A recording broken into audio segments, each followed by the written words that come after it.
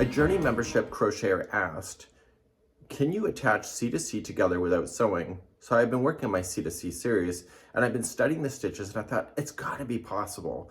So I was playing with the idea. It took me about 4 tries to actually figure it out. And what it is that you can attach the squares as you go.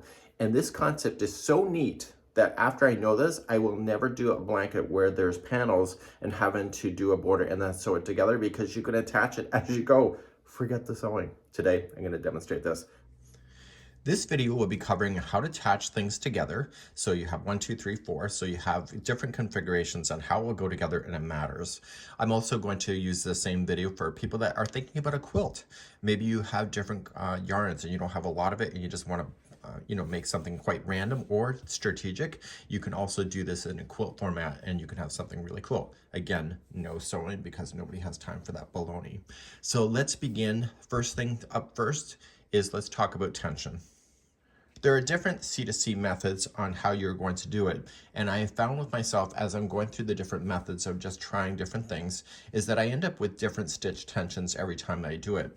So what I'm going to recommend, first recommendation for sure, is that you want to be consistent. So if you don't want to use the standard C2C, you can use one of the fun ones and just attach those together and you'll have the same tension. It's when you're jumping around where squares are different. If the tension is not right, it may not come together perfectly, just the way that you're hoping. So the nice thing about this too is that once you have everything together, you can slam a border. This is the C2C border that you can have, and you can also do regular borders going around these things as well. So it's a neat idea, and I'm going to show you as if you've never done C2C before. So please use the video chapters, and I'm going to cover the first square, second, third, and then the fourth. The fourth square is the one that matters because we're going to attach on 2 sides at the same time. And this one took me a bit of time to figure out how to do it so that it looked pretty consistent. Let's begin square number 1. Okay, before you get on that comment button, can you do this in rectangle? Yes, you can. So you can actually mix and match like the log cabin of the different things coming together. It really doesn't matter. The connection is still going to be the same. So you still have to pay attention to how it's connecting. And that's really the only thing. So you can play with the different shapes together, squares or rectangles. So I'm going to pretend that you don't know how to do C2C, but if you do, it's the same process as what you want to do. The difference is that the first square that you're going to make, you're going to want to, if you want all the squares to be the same, is your determining factor. So the smaller the square, the more squares you'll have to do if it's a blanket. So if it's larger, less squares. So I'm going to need a stitch marker. You can do spare yarn, and I'm just using Karen Big Note as my sample today. I'm using the hook size that is recommended for the yarn. So if you want to change out your yarn, yes, you can do it. Look at the ball band, look at the ball band and get the information from there to get the recommended hook size. Let's begin starting with row number 1. Let's begin, and you're going to chain 6, but watch how I do it. You're going to go 1, 2, 3, pinch, 4, 5, 6. If you've never seen me before, the one I'm pinching is the first stitch you're going to want to go into, and you're going to yarn over and just move your thumb backward out of the way just so you can access that chain, and that will be your first stitch. So it's the first double crochet in. And it saves you from having to look at it and count it back when you can pinch it and know exactly which one. You have 2 more chains left, and you're going to fill those in each with a double crochet. But wait, there's more. Yes, I sound like Ron Popeil, but we're not baking anything today unless your brain is cooking on this concept. So I want you to just pull up a loop, and I want you to grab this strand here. We want to mark the right side. So every time we're attaching the different squares together, we're going to know which side is facing up by putting this in. And I want you to just slip in behind the middle post here, grab this yarn, pull through, and loop it. So every time you see this tail end, you're looking at the right side of the work, so the good side. So if you're looking at this side, what are you looking at? Yeah, the wrong side, or the bad side, whatever you want to call it, but it's technically the wrong side. So we're now going to put our hook back in, and we're going to continue on with row number 2. Moving forward, we want to flip it, turn it, and we're going to begin the next row. So we're going to do an increase row, and we're doing a square, so both sides will increase at the same time. So you're going to do the pinch concept. So 1, 2, 3, pinch, 4, 5, 6. Right where you're pinching is the first one, so move your thumb back to access it and double crochet that one, plus the 2 more that you have. This is going to spin around incorrectly for you. Don't worry about it. We're not there yet. I'll show you how to fix it. It always happens on the second row. So if you think it's only you, it's not you, it's the concept. So before you go on, see the tail end. The tail end should be facing towards you. I'm sitting right behind here in the camera, so flip it so that this angle is facing you and you're looking at the wrong side. You can tell that because of the stitch marker. And then you are going to slip stitch in between the chain and the post. So just go right into the space and yarn over and through. We're not done. We're going to add another box. So I call them boxes. So chain 3, so 1, 2, 3. And when it's an edge box, I always do it differently. It's a new concept that I'm doing for myself because it helps keep the items more square. So I'm going to slam in 2 double crochets into the same space. It technically needs 3, but I always found with corner to corner that it misaligns. So I want to put the third one in an anchor spot. So I don't want to go in the space. I'm going to go into some chain work right at the edge. And this will always keep that last one on the edge so it'll stay flat. And that was row number 2. Flip your work and let's do row number 3. So we're going to make the square bigger. So to make the square bigger, you're going to chain 6. So 1, 2, 3, pinch, 4, 5, 6, and then move your thumb backward to get it out of the way and continue to double crochet the other 2 that are left as well.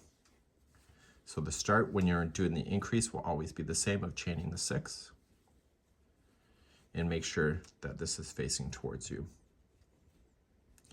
You're going to come into the space of the next one, slip stitch, chain 3, and double crochet 3 times into that space. So because it's not an edge, I'm not worried about that alignment so much because it'll settle out, and you were just going to apply 3 double crochets into that space. So you'll do that whenever it's not a corner or an edge space. Now you're going to come in and you're going to come into the space, and I'm doing an increase. So I want to add another box here, so I'm going to chain up 3. And this is an edge, so I want to slam in 2 double crochet. And the third one, I want to anchor in right to the edge.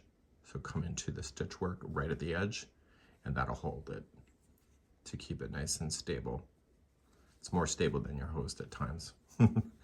Okay, so you end up with a nice flat edge. I'm going to do one more row with you, so just turn our work and begin the 4th row, and then I'm going to show you how to do a decrease after that. So let's do one more row. So 1, 2, 3, pinch, 4, 5, 6. And then you're just going to double crochet the one you pinched. You'll get used to how it looks. And you can make the square as big as you want to go before you start the decrease. The bigger the squares, the less squares you'll need for your blanket or whatever you're making. So you're just going to come into the space, chain 3, and double crochet 3 more times into the same space. Because it's not an edge box, you don't have to worry about anchoring.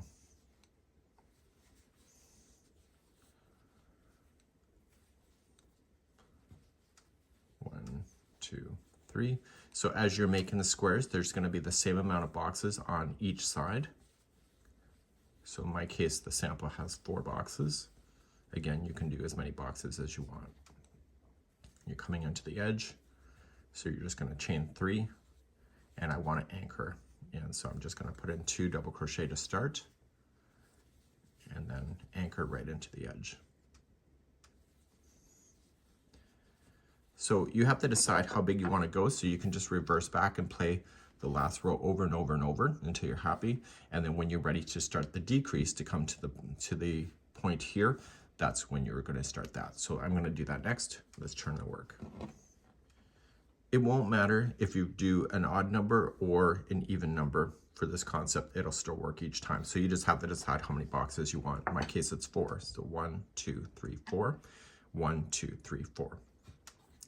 To do a decrease, because it's the starting of the decrease, it's different from when you do a decrease in the future. So you're just going to come to the next one and just easily slip stitch yourself across. And now normally what they would tell you in this kind of concept is to go right into the space. I don't want you to do that because it misaligns. So come into the top of the chain work itself and slip stitch to start. And that'll keep that first stitch out on the edge instead of sinking into the middle. So you're now going to chain 3. That's your first double crochet. And in the same space, I want you to put in 3 more double crochet in there. So 1, 2, and 3. Now you're going to come in to the next space, slip stitch, and what you're paying attention to the most is the last box that you'll have. So you're going to put in 3 double crochet here.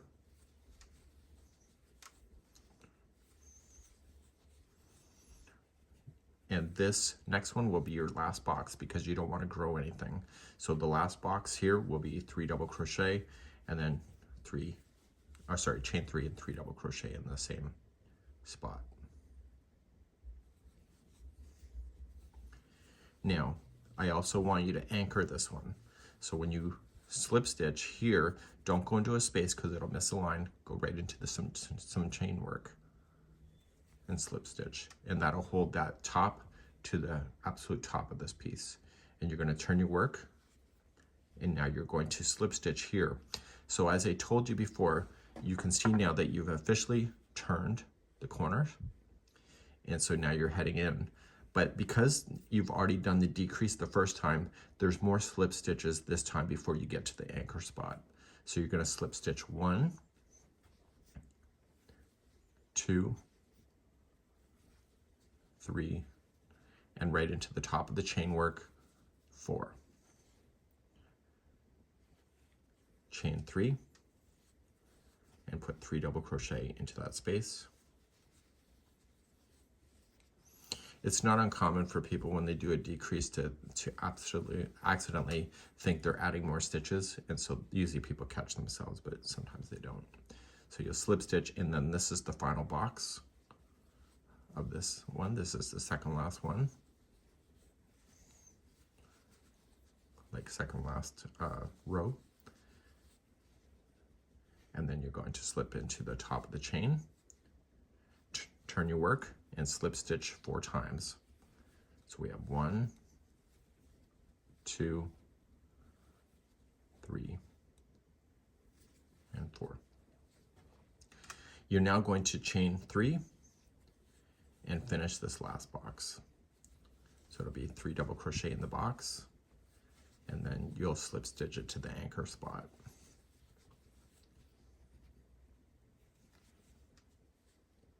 Turn your work, and I want you to slip stitch it just to keep the edge looking the same. Slip stitch it right to the top of the anchor spot. And this is where you're going to fasten off the yarn. And you may want to weave in your ends and get rid of them as you go. I'll leave that to your discretion. And this is where you're going to end. And so now you can add any colors, and we're going to move on to adding a second box. And we'll do that next. If this is your first box, your next box will only be joining to one side. So the only time that you're ever joining to 2 sides at one time is if you're working on just completing more and more boxes and you have 2 sides to connect to at the same time. So you could do a whole row of just connecting one edge and have a whole panel, and the next one you can do the same thing, but as soon as you have 2 sides, then it kind of changes the story, which we will talk about. I want you to have the right side facing up, and I want you to grab another yarn. You don't want to use the same yarn because there would be no point to doing this concept. So what you can do is that you can join to any one of the corners that you have as long as the right side's facing up. And so I'm just going to join to this one right here, but I could have done any one that I want as long as the right side's facing up. So I'm going to come right into the corner, and I'm just going to slip stitch. and I want to chain 6. So do the pinch concept. So 1, 2, 3, 4, 5, and 6. Right where I'm pinching is the first stitch, so come on back and double crochet back.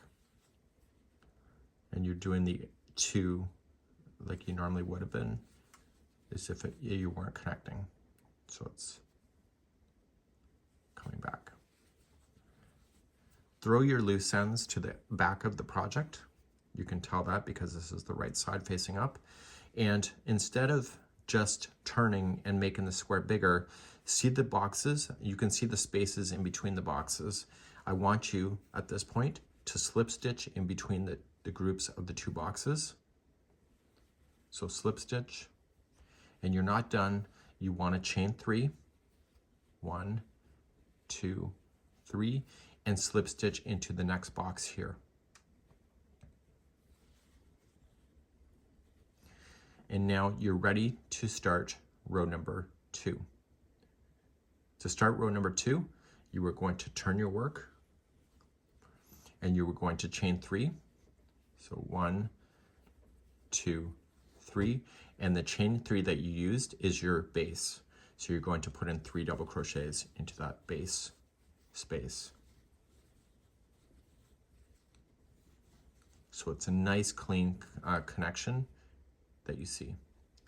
You're going to continue along like you normally would have. So you would have slip stitched into this space, chain 3, and because it's an edge box, you want to put in 2 double crochet first, and then the third one will be in the anchor spot to hold it out, to keep it nice and flat. Turn your work, and let's begin the next row. To do the next row, we're not connecting to anything. We are wanting this bigger, so we're going to chain 6. So we have a total of 1, 2, 3, pinch, 4, 5, 6, and just move your thumb back and double crochet coming back. So we're only doing a difference of when we're connecting to each one of the boxes here, the patches. So you're just going to slip stitch here, chain 3, and you're just doing your regular C2C as you know it. So I'm going to speed up.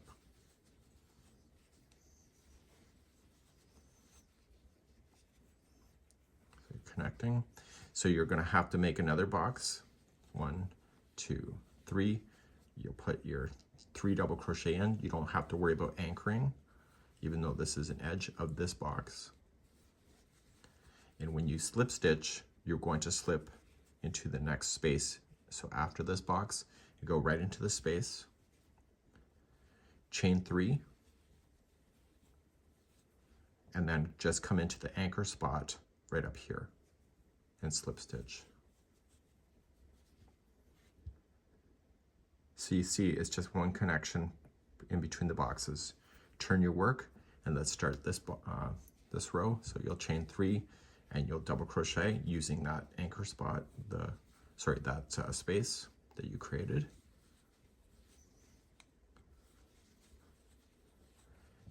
And then you'll come all the way down.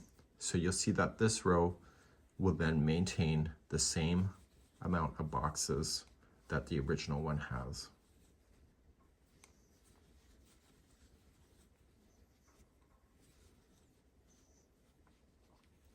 And you keep on going, and on the other side you do want to create that extra box when you get there so that you have a 4x4 if this is the way you're doing it. But whatever size boxes you're going to do, you're just going to keep building it out until everything is equal. So this is an edge, so it's 3 double crochet in there, and 2 double crochet, and then the third one is in the anchor. So you're technically now just connected, and you're going to turn your work. And now you're going to do the decrease like you did before. So I'll just quickly just demonstrate. So because it's your first time, you're going to slip stitch to the anchor. And then you're going to begin by chaining 3. And then just do your double crochet, 3 of them in there. So it's your C2C as you already know it. I've already demonstrated how to decrease. And so you're just going to pay attention to the top of the box to know where to go. Okay, so you're just going to continue to eliminate boxes out as you make this to the other corner. So 1, 2, 3 is your last box going in.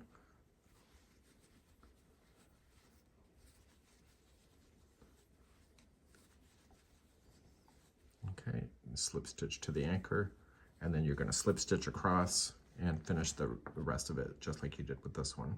So I want you to do that, and then I'm going to show you how to attach box number 3, and that's beginning next. So at this point we have 2 boxes joined. You can see it's nice. You'll see that one looks different than the other. It's just the way it is, so don't panic about that. So you could do a whole strip of just continuing to add and you're just connecting, but then eventually you'll have to add another strip coming down. Okay, so you want to be very strategic about this whole thing when it comes together. So to do the next one, say we want to put a box right here, we're going to grab more yarn, and where we're going to attach it is in between the connection spot here. So you're not going to go into the outside here. You're going to go right into the space and you're going to connect.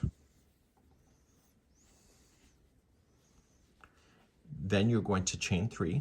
So 1, 2, 3, pinch, 4, 5, 6. And right where you pinched is the first one, and you're going to come back. You'll do your regular double crochet the way you did it before. So what is the difference between the last box we did and this one? Nothing. There is no difference, because you're still only attaching to one side, and the way that I had you attach is going to be the same. So after that's in, slip stitch here, chain 3, slip stitch here, turn like that, and then chain 3 and double crochet you 3 times. So box number 2 and 3 is the same because you're only still attaching to one side. It's the 4th box that I'm about to show you in just a bit, which will change the game plan a little bit. So you're just going to come out to the edge here. It's the edge box, and you'll still just pay attention to those anchor spots. It'll look nicer. So put 3 in first, and then 1 into the anchor. So I've already demonstrated box 2 before, so I don't need to go with that with you again. So you're just going to continue along. You'll continue to attach here, and then eventually you'll have like the original sample where you'll have 3 boxes that are attached. And I want you to finish this box, and then I'm going to demonstrate how to do the 4th one, because that's where it really changes. We're now ready for the 4th box. So what happens if you have to attach to 2 sides at the same time? So even if there's a full strip here, the rest of these boxes that'll be in this one will attach here and here, and you're going to keep building it out. I would not recommend being very random about this. Be very strategic, because it'll make your life a lot easier. Now, it took me a few tries to actually understand where the stitch work is going to go, and I finally figured the secret out, and I'm going to have the right side facing up as I always have been. So make sure that's always facing up when you start something new. And I want you to turn it this way. And what we need to do is attach it here. So I was attaching here and here, and it wasn't working out. So it's right here in the center point here. I want you, like this one, to go around this space and attach. And this one is a whole new monster.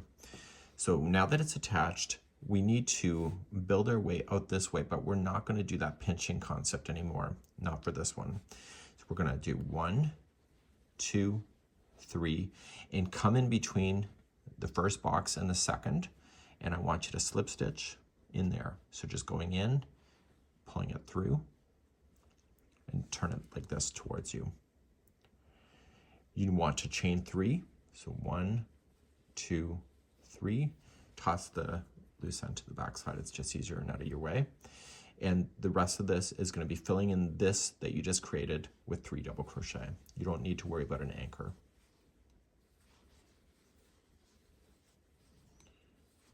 And then it's going to get a little more interesting from this point. So now what you're going to do is you're going to come in between this box and this one, right into a space. You were going to slip stitch here, chain 3 to move up. So 1, 2, 3, and you were going to come into this space right here. This box is so important, so make sure you do follow the whole tutorial part in this. So you're going to turn, and you were going to chain 3. See the space, you're going to play with it. So 3 double crochet. Don't worry about any anchors. So you're attaching it to 2 sides at the same time. Come into this space here and build another box out. So chain 3, and don't worry about anchors.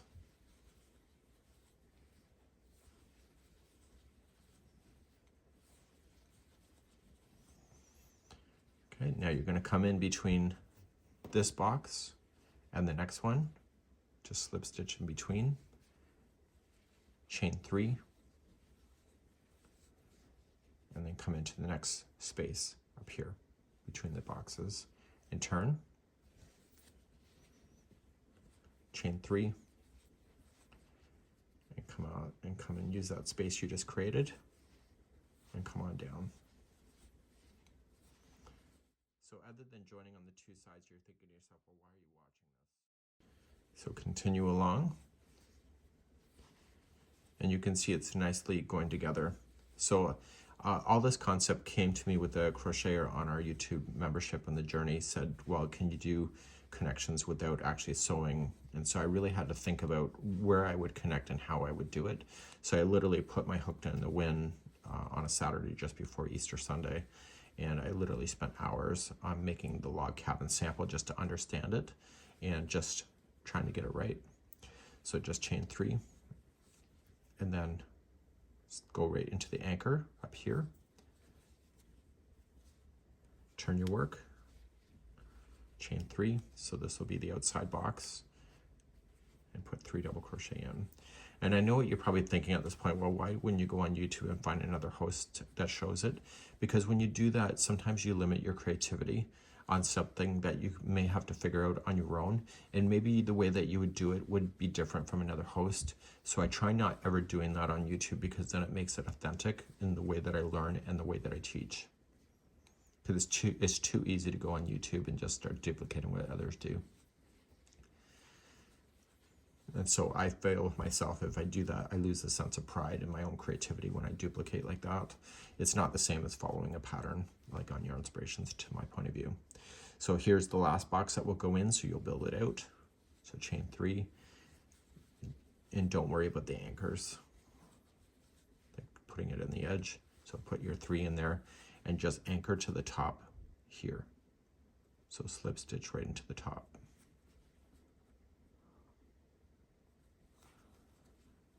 So now you're going to turn your work, and now you're just going to make it like it was with the decrease.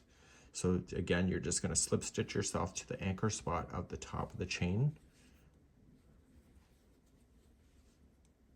And then you're going to decrease how I already showed you how to do that. So now there's no more attaching to anybody. And so you're going to decrease yourself all the way to the corner.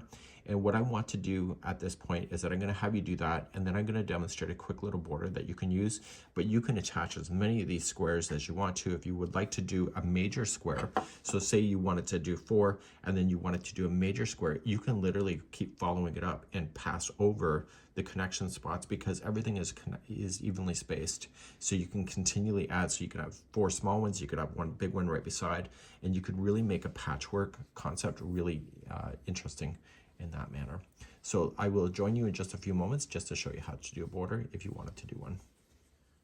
So let's just say you had a whole blanket, a baby blanket, a big blanket, it doesn't matter. We want to do a simple border. We want to do 1 border around, so 1 round to be able to stabilize it, and then anything you do after that you can pretty much improvise. So I'm going to show you 2 rounds of what I would recommend, and I'm going to begin that next. So you can pick any corner that you would like to start on, and we're just going to treat this as if it's a major C2C without any connections at all. That's beginning next. With the right side facing up, because you can tell if you left a stitch marker. If you haven't, then you'll have to guess. And you'll go right into a corner itself. Just leave your any loose tails to the outside. And you're just going to attach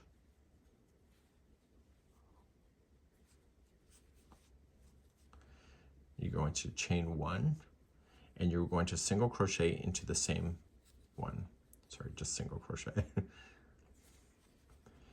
Then you are going to chain 3, and that will allow you to turn a corner for my concept I'm about to show you, and in the same corner place in a single crochet. Throw your loose end to the outside, to the back. You're now going to chain 3, and you'll jump over these boxes. So 1, 2, 3, come in between the space and single crochet in. So don't slip stitch. You can slip stitch if you want to, but you can single is fine. So chain 3 and coming between the boxes. You're going to do this all the way to the corner. So what's going to happen when you have to jump over the different boxes? Nothing. You're just going to come into the space and keep jumping, and this will keep it evenly spaced going around your entire project. So when you get to the next corner, which will probably be a lot longer for you than it is me with the swatch, you just want to treat your corners the same as how you started. So you're going to just come right into the corner, just guess it as much as you can. It's very forgiving. So you'll single crochet, chain 3, and single crochet in. So then you carry down the next side, so chain 3, and just come in between the boxes, single crochet, and etc. So please do this around for the first round of the border. So when you get back around on your snazzy little border here, you're just going to chain 3 and you'll slip stitch it to the first single crochet. I'm going to show you one more round that I would do if I were you, but I would not overcomplicate the border, but you can decide what works for you. Slip stitch into the chain 3 space of the corner, chain 3, and put in 2 more double crochets into it. This time I only want you to chain 2 and put in 3 more double crochets into the corner. Everything is all about the set of 3, if you haven't understood that yet. So now, and I haven't told you, so you probably wouldn't have known that. So now you're just going to jump into these chain 3 spaces only and apply 3 double crochet into each one of those spaces.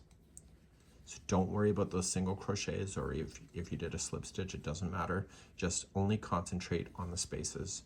So it's 3 double crochet in each. So when you get to the next corner, it'll be 3 double crochet, chain 2, 3 double crochet into the chain space corner itself. And you're just going to do this all the way around, and if you want to add more to your border, you can, but this is a nice simple way just to finish off your C2C and make it look awesome. I'll be back at the end of the round. When you come all the way around, you're just filling in the space before where you started, and then you're just going to slip stitch to the top of the first chain 3, and then you're just going to cut your yarn and weave in your ends, and you'll have a beautiful little border. To begin, you can remove out your stitch marker that indicated the right side, and no matter how big you did your blanket, it's going to look awesome each and every time. So this is a really neat concept, whether you're doing quilt work, whether you're doing attaching. It's a really amazing idea, and I didn't even have to sew at all. That's it, and we hope you have a good one.